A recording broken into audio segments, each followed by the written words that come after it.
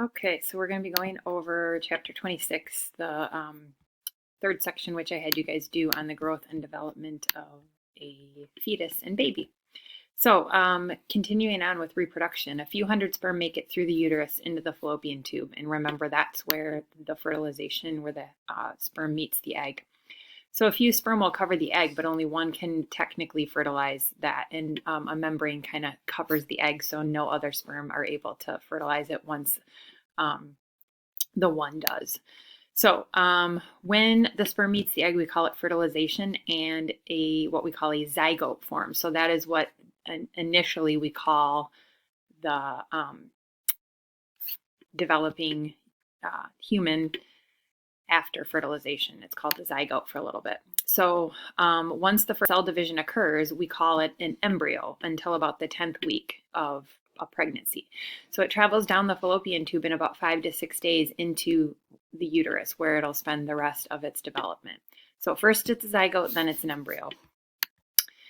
What has to happen is what we call implantation. If this doesn't happen, then it's not a viable pregnancy and the embryo doesn't survive. So that is a big process that occurs.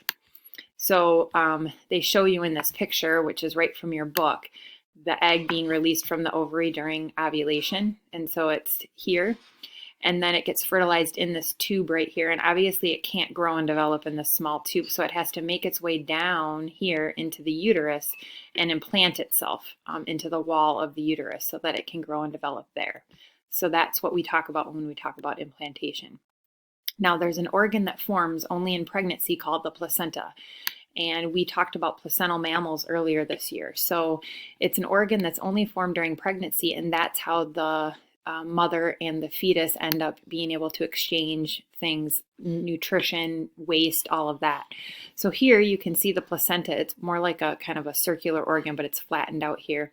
And then there's the umbilical cord, which is connected to the fetus, and that provides nourishment and all of that. So there's a lot of blood vessels that pass back and forth. This is why you have to be careful that you're not, as a pregnant person, ingesting, drugs or alcohol, things like that, because they what we say cross the placenta, or many of them do, and it would harm the baby. So it's very important that you're careful in pregnancy. So the umbilical cord is where those blood vessels are, and that connection happens. The baby is eventually delivered out through here. The cervix is down here. Uterus is the big area around the outside, and that gets very, very large during pregnancy and contracts back to a normal size when there's not a pregnancy. There's an amniotic sac. It's kind of like the bubble here that the baby's in, which has fluid in it, and the baby is actually in fluid. So remember, the babies aren't breathing using lungs like they do when they're born. They take their first breath at birth or when they're born shortly after. Right now in the uterus, this baby would be getting its oxygen from obviously the placenta.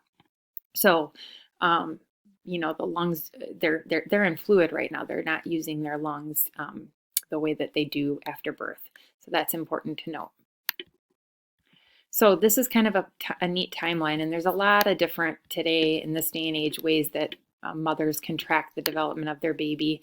There's apps on the phone and all of that, but this is kind of a cool one to take a look at. It lists the weeks on the side, and there's a couple actual pictures here of what's going on. So that's kind of something to look at and follow along with. But there's a point where, the baby is completely covered in hair and the hair is shed. They practice, breathing. They aren't really breathing, but they sometimes get hiccups and things like that. So that's kind of fascinating. One of my children used to get hiccups a lot in the middle of the night, and so my whole stomach would kind of move along with the hiccups.